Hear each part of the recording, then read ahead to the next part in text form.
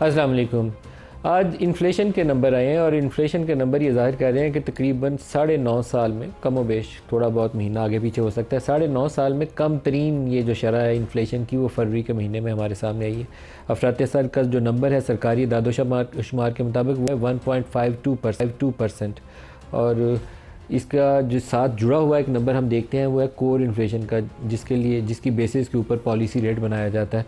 तो वो भी कमो बेश स्टेबल ही चल रहा है पिछले 3-4 महीनों से, 7.8 परसेंटेज पॉइंट के करीब है। तो ज़्यादा बुरा नंबर वो भी नहीं है, बहुत उसमें मैसिवली डिक्लाइन नहीं है। नॉन फूड और नॉन एनर्जी जब निकालते हैं तो उसकी बुनियाद के ऊपर आप पॉलिसी रेट भी देखते हैं कि गोइंग फॉरवर्ड क्या होगा। तो 1-2 परसेंटेज पॉइंट पॉलिसी रेट में फर्दर रिडक्शन की आसानी के साथ गुंजाइश अभी मौजूद है, जिसको स्टेट बैंक ऑफ पाकिस्तान अगर गौर कर ले तो ज़्यादा एक प्रैक्टिकल अप्रोच होगी कि आइंदा आने वाले महीनों में इन्फ्लेशन हेडलाइन बहुत नीचे आ गई है, आपकी जो कोर इन्फ्लेशन है वो भी एक जगह पे स्टेबल है, तो अब पॉलिसी रेट को 1-2 परसेंटेज पॉइंट नीचे मज़ीद गिरा दिया जाए। लेकिन जो दूसरा नंबर है इंटरनेशनल ट्रेड के हवाले से, पाकिस्तान से कितने बिलियन डॉलर्स की बरामदात बाहर जाती हैं और कितने बिलियन डॉलर की इंपोर्ट्स हम लेकर आते हैं, वो बहुत हौसला अफजा नहीं है। एक्सपोर्ट्स के नंबर में डिक्लाइन है फरवरी के महीने में, फरवरी ओवर फरवरी भी कंपेयर करें तो डिक्लाइन है और फरवरी को जनवरी से भी कंपेयर करें तो डिक्लाइन है।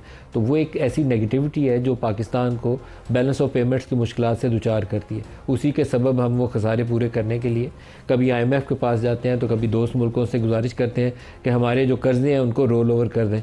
ये अगर खसारा 15 अरब डॉलर के करीब हो चुका है ट्रेड डेफिसिट पहले 8 महीनों में, जब साल का अख्ताम होगा तो ये 20 अरब डॉलर पे पहुंच जाएगा। अगर हम इसको किसी तरीके से नैरो डाउन कर लें, इंपोर्ट्स हम कम नहीं कर सकेंगे क्योंकि आपको बहुत सी इंडस्ट्रियल मशीनरी चाहिए, ऑयल जितना है पूरी दुनिया से हम बाहर, एनर्जी नीड्स हमारी सारी इंपोर्ट बेस्ड हैं, तेल भी बाहर से आता है, आपकी LNG CNG वगैरह जो गैस हम यूज़ करते हैं लिक्विफाइड गैस वो भी बाहर से आ रही होती है। तो इन सारी ज़रूरियात को हम हटा के कहीं दूर नहीं कर सकते अपने आप से।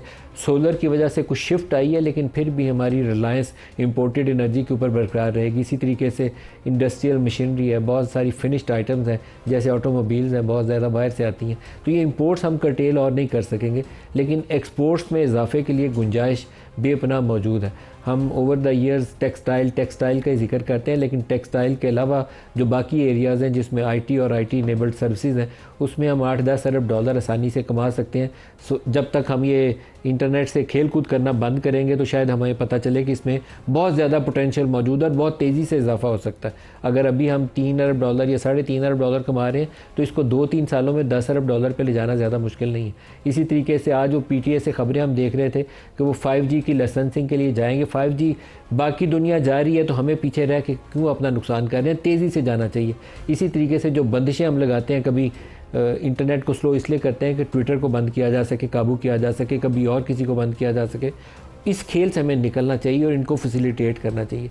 टेक्सटाइल में भी स्कोप है लेकिन जो सब्सटेंशियल इंक्रीज़ पाकिस्तान को मिल सकती है वो IT और IT इनेबल्ड सर्विसेज में है, जिसमें गुंजाइश भी है और उसके ऊपर काम भी करना चाहिए। तो ये ओवरऑल एक कॉन्टेक्स्ट है। हुकूमत को भी 1 साल पूरा हो चुका है, पाकिस्तान पीपल्स पार्टी PMLN की इत्तेहादी जमात के तौर पर साथ मौजूद है, वजारतों में हिस्सा नहीं लिया, कैबिनेट एक्सपेंशन भी हुई तो उसमें उनके वज़ीर शामिल नहीं हुए तो उनके तहफ़्फ़ुज़ात भी मौजूद हैं।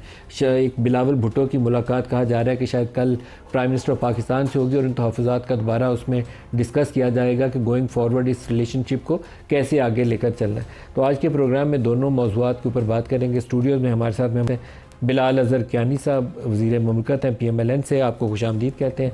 इसके अलावा शर्जील इनाम मेमन साहब वज़ीर इत्तलात सिंध हमारे साथ हैं और सेनेटर ऑन अब्बास बप्पी साहब PTI से हमारे साथ हैं। सबको प्रोग्राम में खुशामदीद कहते हैं। शर्जील मेमन साहब, हुकूमत तो बहुत खुश है कि 1 साल में बड़ी अच्छी कारकर्दगी दिखाई है। पीपल्स पार्टी इक़्तिदार में हुकूमत की शराकतदार उस तरीके से नहीं बनी, वजारतें नहीं ली हैं अपने कैबिनेट में और आपके तहफ़्फ़ुज़ात भी मौजूद हैं। तो आपका आइंदा वाला सफ़र कैसे होगा? ऐसे ही कॉर्डियल रिलेशनशिप रहेगी या मसाइल नज़र आते हैं? बिस्मिल्लाहिर्रहमानिर्रहीम। शुक्रिया नदीम मलिक साहब, आपको और आपके तमाम दोस्तों को जो स्टूडियो में मौजूद हैं, PTI और PMLN, सबको एक तो रमज़ान की मुबारक हो। देखें जी नदीम साहब, पीपल्स पार्टी को बहुत ज़्यादा रिजर्वेशंस हैं फेडरल गवर्नमेंट से और ख़ास तौर पे फेडरल गवर्नमेंट के जो वादे हैं वो उस पर हमारी नज़र है कि जो कमिटमेंट्स पहले गवर्नमेंट बनाने से पहले की गई उन पे भी अभी तक कोई ख़तर ख्वाह चीज़ नहीं आई। दूसरा जो सिंध के जेन्युइन इश्यूज़ हैं, जैसे हमने कहा कि सक्खर हैदराबाद मोटरवे का इशू है जो कि यहाँ पे जेन्युइन इशू है, फिर कराची के प्रोजेक्ट्स हैं कुछ, उस पर हमारे जेन्युइन ग्रीवेंसेस हैं, फिर सबसे बड़ा जो इशू है आजकल मार्च का महीना चल रहा है लेकिन फिर भी गैस की लोड शेडिंग चल रही है। लोगों को ना सहरी के टाइम पर गैस मिल रही, ना इफ्तार के टाइम पर गैस मिल रही है। इसी तरह बिजली की बहुत ज़्यादा लोड शेडिंग है, 18-18 घंटे जो है देही इलाकों में बहुत बुरा हाशर है। मतलब लोगों के लिए तरावी पढ़ना भी उनके लिए मुहाल हो गया है। तो ये सारे चैलेंजेस हैं। इसके अलावा हमारे जितने इश्यूज हैं वो पब्लिक के ग्रीवेंसेस हैं। हमारा कोई भी इंडिविजुअल कैपेसिटी में कोई ज़ाती इशू नहीं है, लेकिन हम चाहते हैं कि पीएमएलएन जो है वो अपनी कमिटमेंट्स पूरी करे, अपने वादे पूरे करे जो उन्होंने गवर्नमेंट बनने से पहले किए थे पीपल्स पार्टी से। अच्छा मेमन साहब, कई इश्यूज़ हैं, ये कुछ तो आपने सिंध के हवाले से बताए हैं। मुझे लगता है चेयरमैन सेनेट के हवाले से भी कंफर्ट लेवल फेडरल गवर्नमेंट का बहुत ज़्यादा नहीं है। गिलानी साहब के ऊपर भी कुछ इश्यूज़ के ऊपर हुकूमत के तहफ़्फ़ुज़ात मौजूद हैं। इसी तरीके से आपके फेडरल गवर्नमेंट से बहुत सारे इश्यूज़ के ऊपर तहफ़्फ़ुज़ात मौजूद हैं। तो ये रिलेशनशिप आगे बढ़ेगी कैसे? देखिए, उसमें लचक दिखानी होगी। जो गिविंग एंड होता है, जो ड्राइविंग सीट पे होता है, उसकी जिम्मेदारी है कि कमिटमेंट भी पूरी करे। पंजाब में हमारे अरकान असम्बली जो हैं, जहाँ जहाँ भी पीपल्स पार्टी की सीटें जीती हुई हैं, वहाँ पे उनको भी बहुत ज़्यादा ग्रीवेंसेज हैं। इसी तरीके से गवर्नर पंजाब, उनको भी ग्रीवेंसेज हैं। तो देर आर इशूज़, ये नहीं कि इशूज़ नहीं है, लेकिन हम कहते हैं कि इशूज़ को अफ़ाम व तफ़हीम के साथ हल करें। आप देखें, कभी भी पीपल्स पार्टी की लीडरशिप ने डिस्पाइट दैट के बहुत ज़्यादा ग्रीवेंसेस हैं, कभी भी कोई ब्लैकमेलिंग टैक्टिक्स नहीं की। कभी खुदा न खासा ये नहीं कहा कि जी हम हुकूमत को छोड़ रहे हैं या हुकूमत को कोई ब्लैकमेल करने की कोशिश नहीं। हम चाहते हैं कि जी ठीक है, सिस्टम चले, डेमोक्रेसी चले, असम्बली चले, लेकिन जो कमिटमेंटें हुई हैं जो, और वो मैं वही बोल रहा हूँ कि जी देखें जी, कि अगर आपका इलेक्टेड एमएनए या एमपी अगर वो अपने इलाके में स्कीम्स दे सकता है, तो जिन लोगों ने हमें वोट दिया है, जो मैंडेट पीपल्स पार्टी के पास है, उन लोगों के कॉन्स्टिट्यूंसीज में आप लोगों की अगर वहाँ पे रहेगी कोई इश्यूज, तो डेफिनेटली हमें वो ग्रीवेंसेस होंगे। और मैं अगर सिंध की भी बात करता हूँ कि सिंध के लोगों ने क्या ऐसा कसूर किया है कि यहाँ पे बिजली नहीं है, यहाँ पे गैस नहीं है। सिंध के लोगों ने क्या कसूर किया कि पूरे पाकिस्तान का बॉटलनेक, आपका पोर्ट सिटी सिर्फ एक ही कराची है ना, तो पूरे पाकिस्तान के मोटरवेज बन सकते हैं, सिर्फ हैदराबाद टू सक्खर में मोटरवे नहीं बन सकता कोई। तो और ये उसमें सफर कौन कर रहा है? अगर कोई समझ रहा है सिर्फ सिंध के लोग करें, नहीं, पूरे पाकिस्तान के लोग कर रहे हैं। और अगर इसको प्रायोरिटाइज क्यों नहीं किया जाता, बाकी जगहों को प्रायोरिटी दी जाती है कि फेडरल गवर्नमेंट के ये स्कीम्स है, फेडरल गवर्नमेंट के रोड है, वो क्यों नहीं किया था? सेवन और हैदराबाद वाला रास्ता जो है, उसमें हालांकि फेडरल गवर्नमेंट का रोड था, उसमें जब मियां नवाज शरीफ साहब प्राइम मिनिस्टर थे तब जो है सिंध गवर्नमेंट ने 7 अरब रुपए हमें देने भी नहीं थे, हमने वो दिए हैं। और 7 अरब हमने देने थे, 7 अरब रुपए फेडरल गवर्नमेंट ने देने थे।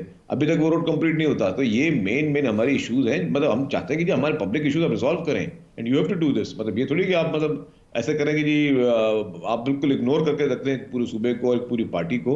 ये मेरे ख्याल से नहीं चलेगा। क्या साहब आप बताइएगा, पीपल्स पार्टी के तहफ़्फ़ुज़ात दुरुस्त हैं या ओवर स्टेटेड है? जी बिस्मिल्लाहिर्रहमानिर्रहीम। नदीम साहब बहुत शुक्रिया जी अपनी शो में दावत देने का। एक तो जी पहले I don't know if you would allow me to हम इन नंबर पे आ जाएंगे, नंबर पे आ जाएंगे आगे जी। देखिए, पीपल्स पार्टी जी हमारी एक बड़ी स्ट्रॉन्ग एलाई भी है जी पीडीएम की गवर्नमेंट के अंदर भी। आप जानते हैं कि उस टाइम पे भी लोगों का ख्याल था कि इत्तेहाद जो है बड़ा मुश्किल काम है, और मेरा ख्याल है जी उस टाइम पे सारे इत्तेहादियों ने और पीपल्स पार्टी बशमूल बड़ी मैच्योरिटी के साथ हम मामलात को आगे लेके चले थे। यकीनन पीपल्स पार्टी के तहफ़्फ़ुज़ात भी होते हैं, दीगर इशूज़ भी होते हैं, they raise those issues and we try our best to address them. और इसीलिए क़यादत की सतह पर भी, चाहे वो बिलावल साहब की सतह पर हमारे प्राइम मिनिस्टर साहब से मुलाकात हो या वर्किंग सतह पे जो उनकी नेक्स्ट ईयर है, वो मुलाकातें करती रहती, तो इन इश्यूज़ की रेजोल्यूशन के लिए करती है जी। और हम कोशिश करते हैं कि ऑन वेरियस गवर्नेंस इश्यूज़, बशमूल वो इश्यूज़ जो पीपल्स पार्टी समझती है सिंध से रिलेटेड हैं, उस पर इनसे एक डायलॉग जारी रहे।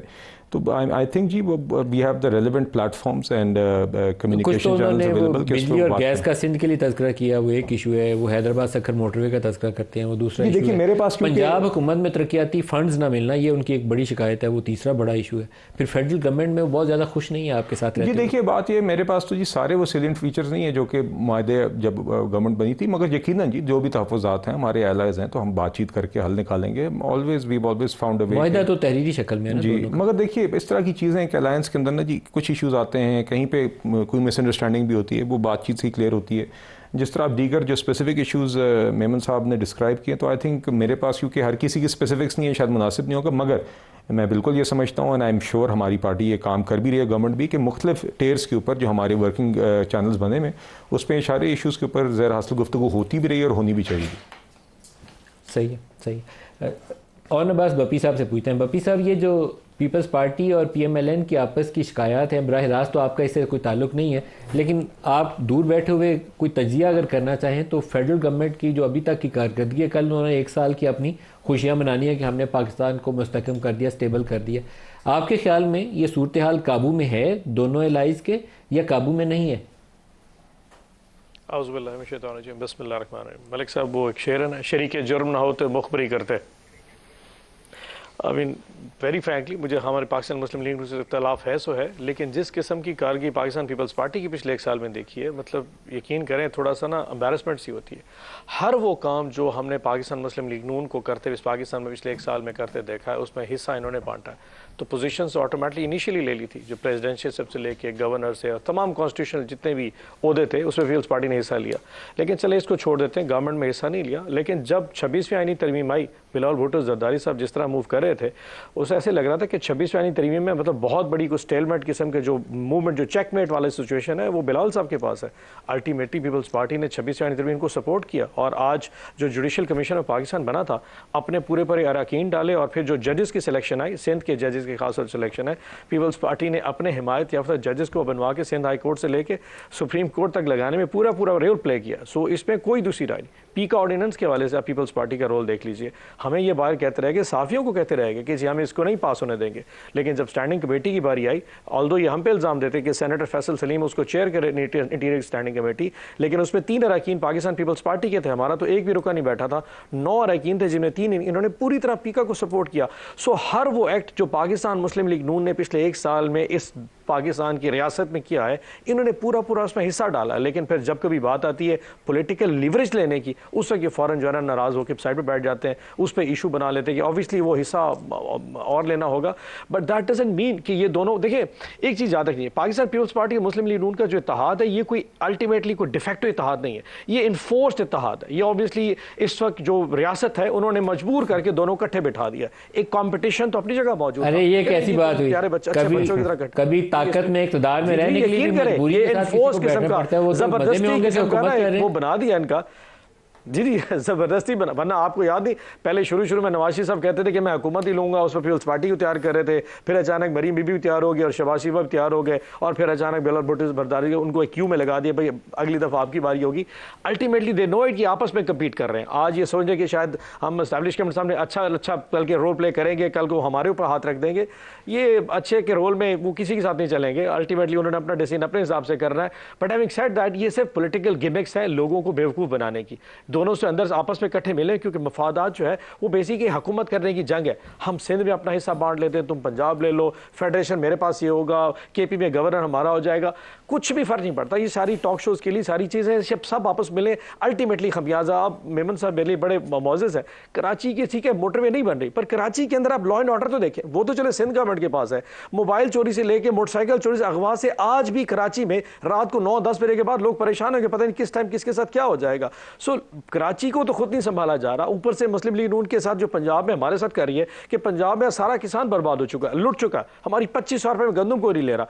Situation is not that rosy, but because they have to play together, क्योंकि इनको बिठाने वालों ने इकट्ठा बिठा दिया कि अच्छे बच्चों की तरह बैठे रहो और इसी तरह हुकूमत करो, और ये जब तक सिस्टम हम चला रहे हैं तुम दोनों ने इधर उधर नहीं होना। ये छोटी मोटी जो ऊंच नीचे, ये तो सिर्फ आपको और मुझे जो है शाम को हंसाने के लिए की जाती है सर। अच्छा, ये मेरा ख्याल है मेमन साहब इसका जवाब देंगे। मेमन साहब, ये पीटीआई वाले जो है ना, इनका ख्याल ये है कि लियाकत चट्टा की जो प्रेस कॉन्फ्रेंस थी ना, वो कमिश्नर रावलपिंडी, जिसमें उसने बताया था कि फॉर्म 45-47 की बदली कैसे हुई है, उसके बाद आप लोगों ने इत्तेहाद का ऐलान किया था बड़ी मजबूरी के आलम में। क्या कोई ऐसी बात है, इसमें सच्चाई है या ये सारी बस ऐसी है? मैं उस सीसी मीटिंग का मेंबर था उस वक्त, सॉरी उसमें मैं शरीकदार था जब इलेक्शन जैसे हुए थे, और पीपुल्स पार्टी ने पहला पैगाम ये किया कि हम हुकूमत बनाने के लिए पीटीआई से भी बात करेंगे, पीएमएलएन से बात करेंगे। उस वक्त पीटीआई की तरफ से पैगाम आया कि हम पीपुल्स पार्टी और पीएमएलएन से बात भी नहीं करना चाहते, ये इनकी अपनी पार्टी जो बदलाव लगा था। फिर जब हमारे पास कोई चॉइस नहीं थी तो डेफिनेटली हमने कहा कि जी ठीक है, हम हुकूमत बनाने के लिए नहीं, हम वैसे उनको सपोर्ट करते हैं। जहाँ तक ये बात उन्होंने की कि जी 26वीं आईनी तरमीम, यस 26वीं आईनी तरमीम में अहम किरदार नहीं, 26वीं आईनी तरमीम हमने ही लेके आया, कि हमने कहा था कि आईनी अदालतें बने, क्योंकि पीपुल्स पार्टी के मंशूर में यह था कि आईनी अदालतें बने। कोई हमने नई बात नहीं की थी या कोई हमारे जहन में नजर नहीं हुई थी। और जब हमने पीपुल्स पार्टी का मंशूर दिया था 2018 का, अगर देख लेते तब तो हमारी हुकूमत भी नहीं थी, कोई चीज़ नहीं थी। हमने 2018 में कहा था हम आईनी अदालत बनाएंगे, तो ये कोई हमारे लिए कोई सरप्राइज नहीं था, आपके लिए सरप्राइज होगा। और आईनी अदालत और अदालतों की जिस तरह बात कर रहे हैं, जिस तरह इनके दौर में अदालतें चली, जिस तरह साकिब निसार पपेट जज इनके उंगलियों पे इमरान खान के नाचता था। शर्जील साहब, लेकिन अभी बिलावल भुट्टो ने ये एक गैर मुल्की दौरे में कहा कि 26 आईनी तरमीम या आईनी अदालत कॉन्स्टिट्यूशनल कोर्ट ये तो उनके मंशूर का हिस्सा थी ये चीज़ें, लेकिन जिस तरीके से तरमीम पास हुई शायद वो उसको मुख्तलिफ तरीके से करना चाहते, तो उन्होंने थोड़ा सा बैलेंस करने की कोशिश की है अपने पॉइंट ऑफ व्यू को। नहीं देखिए, तरमीम का अलग है, लेकिन मैं तो एक मेजर ट्रस्ट की बात कर रहा हूँ। 26वीं आईनी तरमीम में मेजर तो हमारा एक ही पॉइंट ऑफ व्यू था कि आईनी अदालतें बने, और हमने कहा कि आईनी अदालतें बने, और उसमें और हमने कहा कि कोई नया हम पे नाज़िल नहीं हो, हमें तो नहीं पता था 2018 में क्या माहौल होने वाला है। हम तो 2018 से कह रहे थे कि आईनी अदालतें बने। उसके अलावा मैं जो बात कर रहा था कि पीटीआई के अपने दौर में जो जिस तरह अदालतें चली हैं, उसको पीटीआई क्यों भूल जाती है कि किस तरीके से साकिब निसार एक रिमोट, इमरान खान के रिमोट पे चलता था, और जिस तरीके से उसको जितवाने के लिए फिर मुखालफों को चुन चुन के कैरेक्टर असैसिनेशन सुबह 9 बजे से शुरू होती थी। तो वो हमारी मेमोरी अनफॉर्चुनेटली बहुत स्लो है। और फिर जो है इंसाफ की बात होती है, तो मैं ये बात सर, लियाकत चड्ढा की प्रेस कॉन्फ्रेंस का भी कोई रोल था आपके इत्तेहाद के अंदर? नहीं, बिल्कुल नहीं था, बिल्कुल नहीं था। और मैं समझता हूँ कि अगर वो साहब इतने ही थे तो फिर एकदम फिर मुकर नहीं जाते।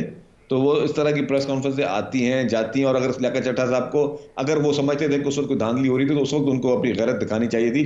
उस वक्त वो फॉर्म साइन नहीं करने देते, या उस वक्त लोगों को सस्पेंड करते, डिसमिस करते। ये सारी गैरतें लोगों को बाद में अपने जाती इशूज़ पे क्यों जागती हैं, पहली बात। दूसरी बात ये नदीम साहब, लॉ एंड ऑर्डर की बात कीजिए कराची में। अल्हम्दुलिल्लाह कराची वो शहर है, ये अभी मुझे पीटीआई के मेंबर हमारे भाई कह रहे थे ना, कराची में पूरी रात लोग जागते हैं, और पूरी रात कराची में रेस्टोरेंट्स भी खुले हुए हैं, सड़कों पे ट्रैफिक नजर आएगा। इनके सूबे में जहाँ पे 15 साल से इनकी हुकूमत है ना, वहाँ पे मैं पूरा चैलेंज करता हूँ हमारे पीटीआई के दोस्तों को, इंक्लूडिंग चीफ मिनिस्टर साहब, आप रात के टाइम पे वहाँ सफ़र कर लें। 6 बजे के बाद, मगरिब के बाद तो वहाँ पे थाने बंद हो जाते हैं, और पुलिस वाले और सब अपनी अपनी जगहों पर घरों में चले जाते हैं। वहाँ पे कोई गाड़ी, सरकार की गाड़ी कोई निकल नहीं सकती वहाँ पे। केपीके में 15 साल में कौन कौन से जुल्म इन्होंने नहीं किए। जिस तरीके से एपीएस का वाकया हुआ, जिस तरीके से बनू जेल ब्रेक हुई, जिस तरीके से रोजाना वहां पे इनकी अपनी रिट नहीं है, तो वहां पुलिस क्या करे। और वहां के चीफ मिनिस्टर, वहां पे केपीके के पीटीआई के लोग कह रहे हैं कि जी हमारे पास हथियार भी हैं, हमारे पास पैसा भी है, हमारे पास हिम्मत भी है, हम वफाकी हुकूमत से लड़ेंगे, हम इस्लामाबाद में जलकार करेंगे।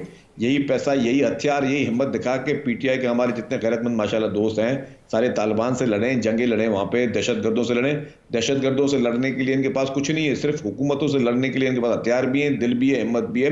तो जो खैबर पख्तूनख्वा के लॉ एंड ऑर्डर की सिचुएशन है, worst in Pakistan, unfortunately Khyber Pakhtunkhwa मेरा सूबा है। एक ब्रेक ले लें, ब्रेक से वापसी पे और बात करेंगे, हमारे साथ ही।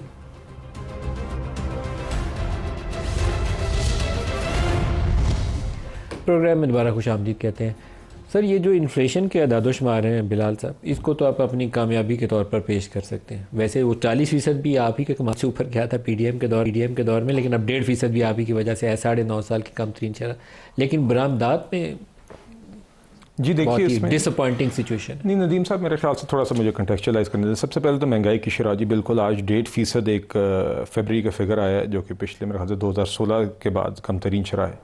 जिस आप और ये कंसिस्टेंटली इन्फ्लेशन अब स्टेबल नीचे आती गई है, और अल्हम्दुलिल्लाह अब ये तारीख़ी फ़िगर्स हैं। और ये देखिए, कोई भी ऑप्टिमिस्ट भी जो था, किसी को उनका ये ख्याल नहीं था कि 1 साल बाद हम यहाँ पे खड़े होंगे। मैंने सारी मुआशी कमेंट्री भी देखी, और जो ये पा के पहले बात हुई ना जी कि पीटीआई ने उस टाइम पे रिफ्यूज़ भी कर दिया पीपल्स पार्टी से बात करने के लिए, हुकूमत बनाने के लिए, उसका एक वजह ये भी थी कि उनका ये ख्याल था कि ये मामलात किसी से नहीं संभलेंगे। लोगों का ख्याल था पिछली जून जुलाई तक ही मामलात मुआशी तौर पर इतने मुश्किल और अनमैनेजेबल हो जाएंगे कि जो भी हुकूमत होगी उसके लिए बड़ा ये बोझ बन जाएगी। मगर अल्हम्दुलिल्लाह हमारी हुकूमत ने मुआशी मामलात को संभाला, IMF का प्रोग्राम भी एग्री किया, और अभी प्राइमरी भी हम अपने टारगेट जो प्राइमरी बैलेंस का है उस पर भी ऑन ट्रैक है। करंट अकाउंट आज भी सरप्लस है हमारा इस साल का फिस्कल ईयर का, पहले 8वां में सरप्लस है, पहले 8वां लेकिन बरामदात में नहीं। मगर देखिए, मैं उसके ऊपर भी आपको बताना चाहूँगा। देखिए 8% की ग्रोथ है 8 महीनों के अंदर। नहीं, देखिए दो बातें, फरवरी का महीना आपका नेगेटिव पे जा रहा है, नहीं और मगर आप एट बेस्ट 30-31 अरब डॉलर पे खड़े होंगे, जो पीटीआई ने आज से 5 साल पहले अचीव किया था, आप दोबारा वहीं पे खड़े मगर होंगे। देखिए, आप अगर करंट अकाउंट बैलेंस जो कि बॉटम लाइन है फॉरेन एक्सचेंज रिजर्व्स के लिए, एक्सपोर्ट्स, हाँ जी एक्सपोर्ट्स हमने बढ़ाना है, बिल्कुल नहीं। एक तो एक्सपोर्ट्स ओवरऑल जैसे कि आपने कहा अभी भी इस माली साल में पिछले साल से ज़्यादा है 8% फरवरी के अंदर जी। और फरवरी के अंदर भी अगर आप देखें तो अगर एक्सपोर्ट्स में कोई डिप आया तो साथ इंपोर्ट्स में भी डिप आया, और हमारा बैलेंस ऑफ ट्रेड है महीने का वो तकरीबन उसी सतह पे है, बल्कि मामूली सा थोड़ा सा कम हुआ है, या डेफिसिट जो है वो कम हुआ है। फरवरी पिछले साल फरवरी से भी नीचे, तो बैड नंबर। हाँ जी, मगर फरवरी का बैलेंस ऑफ ट्रेड जो है, अब एक्सपोर्ट्स और इंपोर्ट्स का जो डिफरेंस है उसके अंदर हमारा डिफरेंस पिछले साल इसी माह में 2.3 अरब डॉलर था, इस दफ़ा 2.2 लिखा हुआ है। बचाया हुआ है अभी तक, आप एक्सपोर्ट्स वाली साइड पे नाकाम है अभी तक, आपको मान लेना चाहिए इसमें बहस नदीम साहब। नहीं है। एक्सपोर्ट्स ओवरऑल पिछले साल से बढ़ी हैं, क्या ज़्यादा बढ़नी चाहिए? बिल्कुल हम चाहते हैं, उसी की तरफ अब जोर है।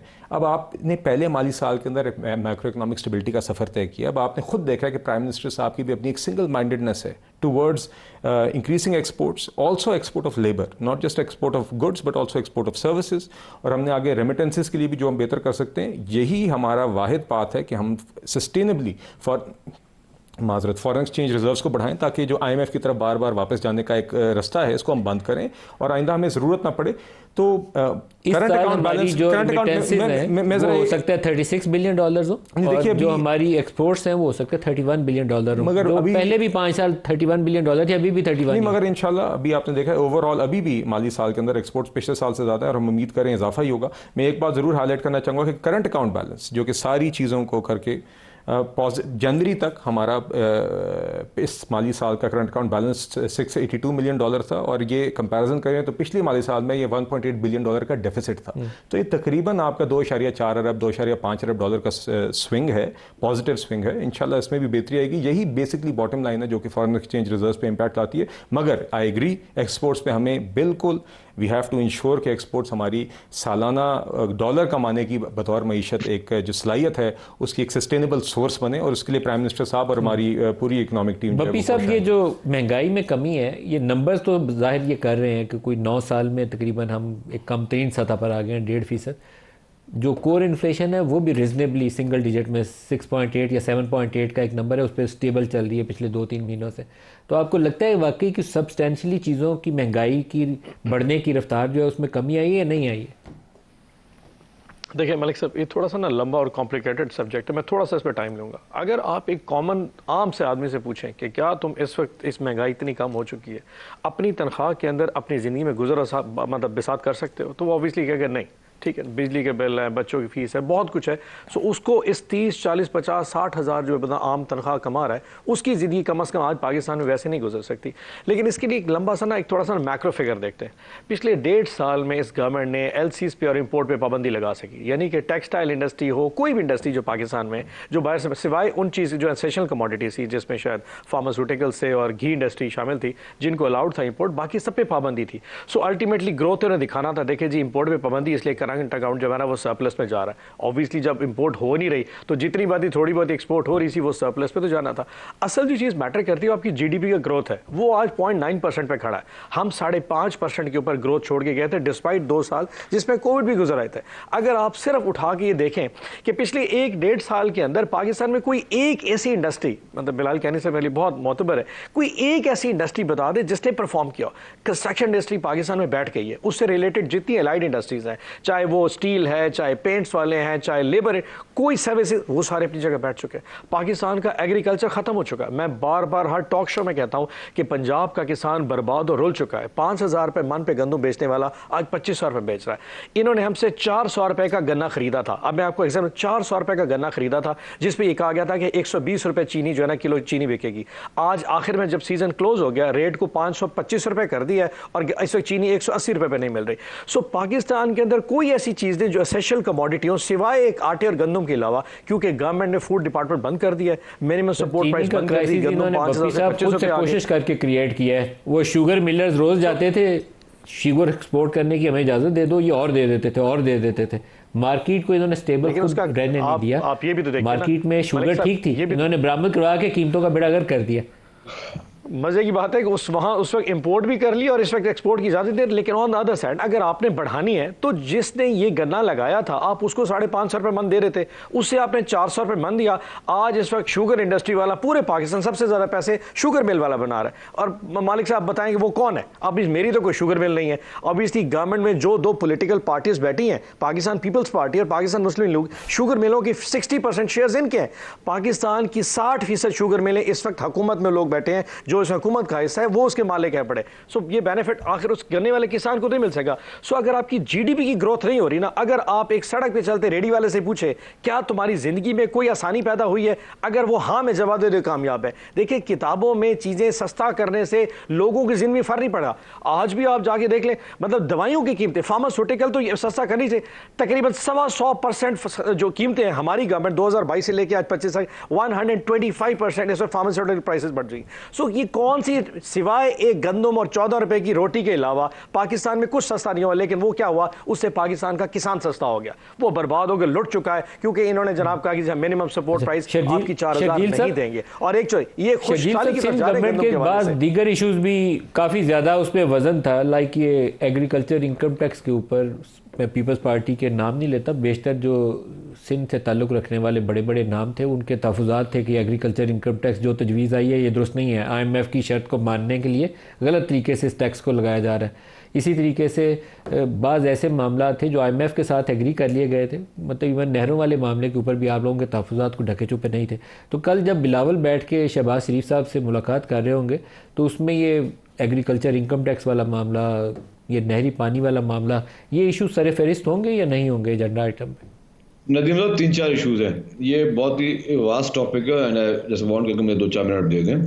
जहाँ तक नहरों वाला मामला है उसमें we are very much loud and clear कि पीपल्स पार्टी नहीं चाहती कि आप ऐसी नहरें बनाए जाएं जो कि सिंध के जो है हिस्से का पानी है जिसको ऑलरेडी बहुत ज़्यादा वाटर शॉर्टेज है, पानी जो है वो सिंध को पूरा नहीं मिल रहा और हमेशा सिंध की ज़्यादतियाँ सिंध के साथ ये ज़्यादतियाँ रही हैं। तो सिंध इस पर किसी सूरत में, सिंध और पीपल्स पार्टी सब मिला के मतलब कोई इस पर कॉम्प्रोमाइज़ करने के लिए तैयार नहीं, और नहरों पे तो हमारा बिल्कुल क्लियर मौका। जहाँ तक आपने दूसरी बात की, देखिए जी गवर्नमेंट, फेडरल गवर्नमेंट ने IMF के साथ जो भी बातचीत की, अब हमने मजबूरी के साथ, क्योंकि IMF के साथ जब आप मुआहदा करते हैं तो हम वो तो नहीं कर सकते PTI की तरह उनको ख़त लिखने शुरू कर दें कि जी पाकिस्तान को लोन ना दो और फिर इनके फाइनेंस मिनिस्टर साहबान आपस में करें कि जी हम IMF को टफ टाइम दें और उनको हम बैकडोर ये कहें कि जी लोन ना दो।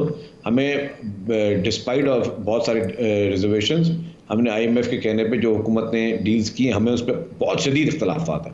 लेट्स सपोज एग्रीकल्चर टैक्स की आपने बात की, हम चाहते हैं कि एग्रीकल्चर टैक्स जो है वो 45% नहीं होना चाहिए। अब उसी तरीके से फिर आप अगर देखें कि दो इन्होंने और शर्तें की कि जी शुगर की सपोर्ट प्राइस नहीं होगी और वीट की जो है वो सब्सिडी नहीं देगी। अब उसका नुकसान क्या है मैं आपको समझाऊँ। हमने we were the first province, जब लास्ट 2 साल पहले जब हमने 4400 रुपये की थी वीट की प्राइस, तो फेडरल गवर्नमेंट ने भी एतराज़ किया था कि आपने इतने बड़े प्राइस क्यों बढ़ा दी। पंजाब गवर्नमेंट ने भी एतराज़ किया, मेरे ख्याल से बाकी गवर्नमेंट ने भी एतराज़ किया। अब उसकी मैं आपको मंतक समझाऊँ है क्या। ये कहते हैं कि जी आप अपने किसान को ये सपोर्ट प्राइस ना दो, ठीक है, नहीं दो, और फिर क्या करते हैं, आपने केयर टेकर में भी गंदम मंगाई, इससे पहले भी गंदम बाहर से मंगाते हो, जो गंदम आप बाहर से मंगाते हो वो मंगाते हो 9000 रुपये में, अपने किसान को 4500 रुपये में देने के तैयार नहीं हो। तो अगर थोड़ा फायदा अपने किसान को देते तो वो इनकरेज होकर ज्यादा लगाता। बाहर से आप यूक्रेन से जो 9000 रुपये की मंगाते हो वो ईडेबल भी इतनी नहीं होती, फिर उसको अपने मिक्स करके चलानी होती है, उससे आपका फॉरेन रिजर्व अलग जा रहा होता है। आप खामा एक्सपोर्ट करो, अपने पास अपनी चीज को आप प्रमोट करने से बेहतर है कि आप समझते हो कि हम बाहर से एक्सपोर्ट करें। अभी भी गंदम क्या हुआ, गंदम बाहर वाली अभी तो पड़ी हुई इनकी फेडरल गवर्नमेंट के पास, जो उन्होंने बाहर से इंपोर्ट की थी, जो केयर टेकर में हुई थी। तो ये गलत पॉलिसी है। इसी तरह शुगर पे भी अब प्राइम मिनिस्टर साहब समझ रहे हैं, और अब मुझे पता चला है कि प्राइम मिनिस्टर साहब ने अपने भी उनको सबको कहा है, अपने ब्यूरोक्रेसी को, कि भाई शुगर की प्राइस कंट्रोल करने के मैकेनिज्म बनाओ। जब आप शुगर की कोई प्राइस फिक्स करते ही नहीं हो तो आप प्राइस कंट्रोल करने के मैकेनिज्म बनाना आपके लिए बहुत बड़ा मुश्किल हो जाएगा। तीसरी बात, मतलब बहुत अच्छी बात है आप इकोनॉमिक नंबर, हम खुश होते हैं अगर पाकिस्तान की इकॉनमी बेहतर होगी और सब चीज़ें होंगी, लेकिन मुझे एक बात बताएं, आप आज किसी भी एक ब्यूरोक्रेट को फ़ोन कर लें पूरे पाकिस्तान में, सरकारी मुलाजिम लाखों की तादाद में पाकिस्तान में, उनको बोलें कि लास्ट ईयर जो आपकी सैलरी बढ़ी थी उसके बाद अब आपको तनख्वाह पिछले साल से ज़्यादा मिलती है, कम मिलती है। आपको हर आदमी बोलेगा कि हमारी लास्ट ईयर जो सैलरी बढ़ाई गवर्नमेंट ने 10%, उसके बावजूद हमारी तनख्वाह कम मिलती है क्योंकि आपने टैक्सेस बढ़ा दिए। ये कहना बहुत आसान है कि जी मैं समझता हूँ कि जी बिजनेसमैन को ठीक है वो कहीं ना कहीं गुजारा कर लेता है, बाकी लोग भी कहीं ना कहीं गुजारा कर लेते हैं। जो आपका फिक्स्ड सैलरी क्लास है उसका सत्यानाश हो चुका है। जो फिक्स सैलरी क्लास है जिसको आपने टैक्सेस ज़्यादा दिए, अब उसको हो क्या गया मैं आपको बताऊँ।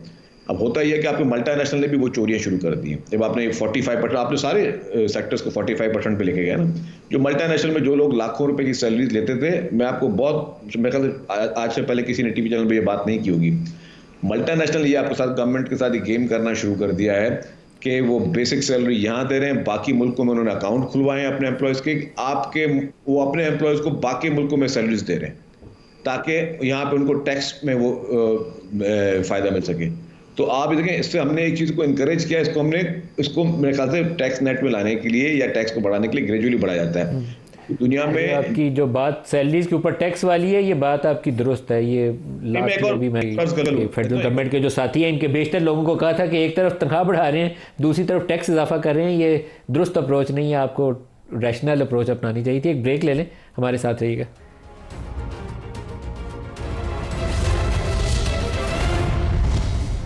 Welcome back. बिलाल साहब, IMF की टीम भी पाकिस्तान आई हुई है। आपका जो GDP का नंबर अभी बप्पी साहब ने कहा, दुरुस्त कहा उन्होंने, 0.9% आपकी फर्स्ट क्वार्टर की ग्रोथ थी।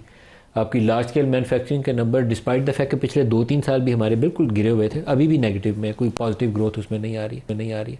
तो कौन से ऐसे एरियाज़ हैं जिसमें हम फ्यूचर में ग्रोथ लाएंगे, इकोनॉमिक अपॉर्चुनिटीज़ होंगी, जॉब्स मिलेंगी? वो तो कोई एरिया नहीं नजर। नहीं नदीम साहब, ऐसा नहीं है। देखिए, थोड़ा सारी बात का ना एक कॉन्टेक्स्ट है।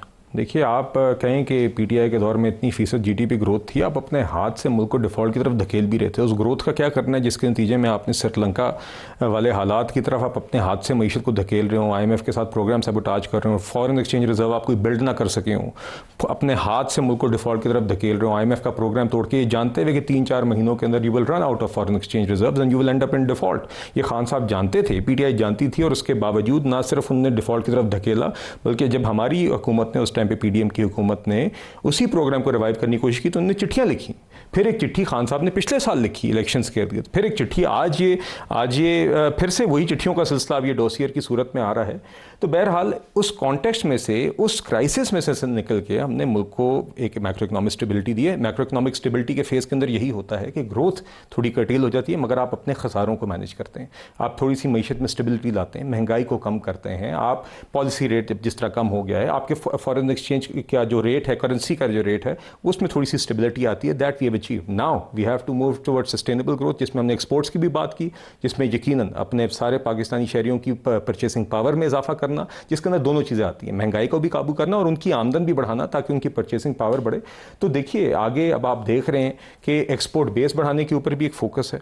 आपने देखा है कि जो FBR के रिफॉर्म्स अगर आप देखें तो फॉर एग्जांपल अब फेसलेस कस्टम्स का एक इम्प्लीमेंटेशन हो गई है ऑन द ग्राउंड, जिसके नतीजे में जो हम मसाइल देखते हैं इंडस्ट्री को वो नहीं होंगे। तो both at an industrial level, industrial base को बढ़ाना और एक्सपोर्ट बेस को बढ़ाने के ऊपर काम हो रहा है और आपको उसके नताइज नज़र आएंगे। और देखिए, दूसरी बात जो बात अभी मेमन साहब कर रहे थे, देखिए सैलरी क्लास के हवाले से बिल्कुल आपने देखा है, प्राइम मिनिस्टर साहब ने बार बार ये बात खुद भी कही है कि वो ही वुड वांट कि हम salary class it's paying their fair share and the government is focused on this कि जो दूसरे सेक्टर्स हैं जो अपना फेयर शेयर नहीं अदा कर रहे हैं उनको नेट में लाया जाए। उसके लिए हर किस्म की एफर्ट हो रही है और ये जो FBR का एक ट्रांसफॉर्मेशन प्लान है ये उसका हिस्सा है। मगर सैलरी क्लास के लिए बिल्कुल हुकूमत स्पेस बनाना चाहती है। प्राइम मिनिस्टर साहब खुद इसका जिक्र कर चुके हैं। आगे बजट आ रहा है जी अगला, और इंशाल्लाह अगर इसमें स्पेस बनी हम इंशाल्लाह यकीनन कोशिश करेंगे कि रिलीफ फराम करें। बप्पी साहब, आप क्या तजवीज़ करते हैं, क्या हुकूमत को ऐसा काम करना चाहिए जिससे ओवरऑल इकोनॉमिक सिचुएशन थोड़ी सी बेहतर हो जाए एक आम आदमी के लिए? अच्छा मलिक साहब, ऑन वेरी पॉजिटिव साइड मैं तनकीद से बाहर निकल गया था। हमारे दौर में तकरीबन 30 लाख बच्चे ऐसे थे जो फ्रीलांसर के तौर पे पाकिस्तान में ई-कॉमर्स की ट्रेड में काम कर रहे थे। इस वक्त शायद उनकी तादाद 10 लाख से भी कम रहेगी, जैसे कि आपने अपने इंट्रो में कहा। अब 5G बाकी दुनिया में ऑब्सोलीट होने वाला है और उस पर अरबों रुपए कमाए जा सकते थे। समहाउ ऐसा कोई रेड टिपिज्म है कि गवर्नमेंट के जहन में, जैसे आपने कहा ना, क्योंकि ट्विटर को स्लो करना है और 5G तो और फास्ट करता है, तो अपनी जहाँ पे पोलिटिकल लिवरेजेस होते हैं तो वहाँ पे इनका टेल होना शुरू हो जाता है। सो इनको चाहिए थोड़ा ओपन एंड के साथ आप 2 मिनट के लिए छोड़ दें कि PTI और इमरान खान और हमारा सोशल मीडिया क्या कर रहा है। आप ऐसी चीज़ें सोचें जो कि हमारे यंगस्टर्स के लिए कुछ बेनिफिट कर सकें। अब फास्ट इंटरनेट के बगैर आपकी जो इंटरनेट ई-कॉमर्स है वो चल ही नहीं सकती। लेकिन अनफॉर्चुनेट 2 साल से यकीन करें लोग 10-10 करोड़ कमाया करते थे बच्चे जो रूटीन में भावलपुर और मुल्तान कहीं बैठे हुए करते थे, अब वो सारे छोड़ के दुबई और कनाडा शिफ्ट हो जा रहे हैं। तो समहाउ आप देखें टेक्नोलॉजीज को लेके आए आप इंडस्ट्री, अब कंस्ट्रक्शन इंडस्ट्री के बगैर कोई इंडस्ट्री चल ही नहीं सकती पाकिस्तान में सिवाय गाड़ियों के अलावा। और उसकी सिंपल वजह ये थी क्योंकि जो स्पेयर पार्ट्स थे उस पर पाबंदी है बाहर से लाने के ऊपर, वो एक तादाद में आ रहे हैं, उनकी प्राइस बढ़ी जा रही है। बाकी पाकिस्तान में इस वक्त कोई चीज़ नहीं चल रही। सो दे हैव टू थिंक कि कौन सी इंडस्ट्री, आप मैन्युफैक्चरिंग को प्रूव करना चाह रहे हैं, आपने ई कॉमर्स पे जाना है, ट्रेड में जाना है, ई ट्रेड में जाना है, आप सिर्फ 2 4 5 चीज़ें ही पकड़ लें जो लोगों के लिए मैटर करती हैं। सिर्फ महंगाई कम करना इंपॉर्टेंट नहीं है लोगों की। शर्जील साहब, आप अपने इत्तेहादी को क्या मशवरा देंगे? देखिए जी, मैं कहता हूँ हमारे इत्तेहादी तो नहीं है, लेकिन हम इनको सपोर्ट जरूर कर रहे हैं इसलिए कि हम चाहते हैं कि सिस्टम चले। नदीम साहब, आप कहते हैं इत्तेहादी नहीं है, कमाल कर दिया आपने। नहीं, इनका एक जो है, एक फेडरल गवर्नमेंट एक काम अच्छा किया है जिसको मैं हमेशा जिक्र करता था अपने दोस्तों यारों में भी, कि जो नॉन टैक्स पेयर को टैक्स नेट पे लेके आने के लिए उन्हें काम किए, इसकी काबिल तारीफ है। मैं जहाँ चीज़ तारीफ करने वाली हूँ मैं बिल्कुल फेयर बात करूंगा, क्योंकि ये जो हमारे पास एक टर्मिनोलॉजी यूज होती थी, अगर आपने गाड़ी रजिस्टर करानी है तो टैक्स पेयर जो होगा वो 2% देगा, नॉन टैक्स पेयर 4% देगा। तो ये जो नॉन टैक्स पेयर वाला कॉन्सेप्ट था ना, ये बहुत ही खतरनाक है, जो दुनिया में कहीं नहीं था। तो यहाँ पे मेरे ख्याल से ये बहुत ही अच्छा काम किया है और इससे फायदा होगा। इसको बढ़ाना चाहिए, टैक्स नेट में लोगों को ले आए, ये ना करें कि जो लोग ऑलरेडी टैक्स दे रहे हैं उनके ऊपर बोझ बढ़ाते जाएं कि या वो टूट पड़े या वो बेचारे कुछ ना कर सकें। तो ये जो मैं समझता हूं कि टैक्स नेट में लाने के लिए एफबीआर की भी जिम्मेदारी है, गवर्नमेंट की भी जिम्मेदारी है, उसमें अपने नेटवर्क को बढ़ाएं, उसमें इस तरह की पॉलिसी लेके आए, चाहे कोई घर ले रहा हो, शर्जील मेमन साहब, सेनेटर ऑन अब्बास बप्पी साहब, बिलाल कियानी साहब, सबका बहुत शुक्रिया। आज के लिए इतना ही, इजाज़त दीजिए, अल्लाह हाफ़िज़।